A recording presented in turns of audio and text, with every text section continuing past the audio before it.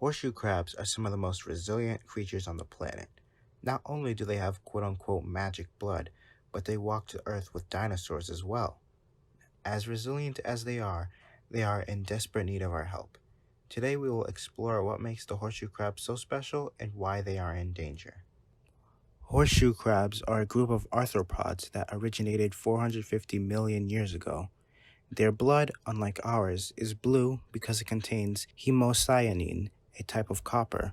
But what makes horseshoe crab blood so special is that it is the only known source of limulus amoebocyte lysate, or LAL.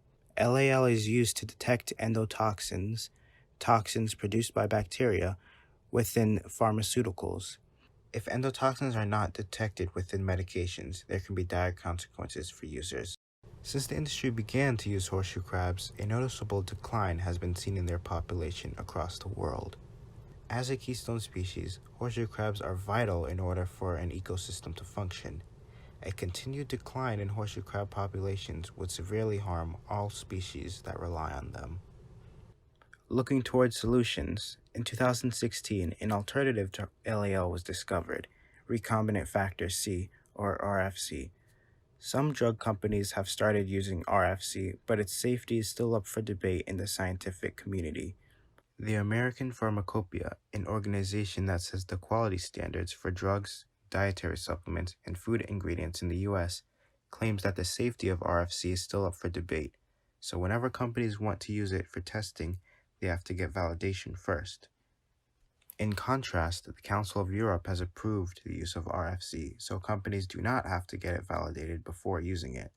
The director of the European Directorate for Quality of Medicines and Healthcare stated that, in quotes, when used under appropriate conditions, RFC-based methods provide the same guarantee of a product's compliance with the test for bacterial endotoxins, and therefore of its safety for its use in patients, as LAL-based methods, end quote, as a primary reason for its approval.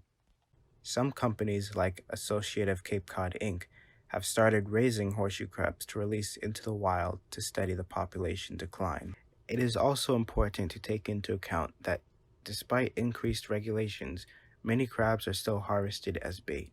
In 2016, nearly 800,000 crabs were used this way in the U.S., 300,000 more than the number used for medicine, and as expected, crabs that are used as bait resulted in a 100% fatality rate. Not to mention that during the transportation process, the crabs are stacked on top of each other, and that can lead to cracked shells and accidentally being impaled by other crabs. Another risk that the crabs face is prolonged heat exposure due to being out of the water for too long. These factors can dramatically increase stress levels in crabs, causing them to die. As you can see, horseshoe crab populations around the world are in dire need of our help. Since 2016, drug companies have begun to look into RFC as an alternative to LAL. Although it has not yet been approved in the US, we should continue to explore it and other alternatives like it, as well as commit to other measures to lessen our burden on the horseshoe crabs. Use of horseshoe crabs as bait needs to be scrutinized more, maybe scrutinized out of existence.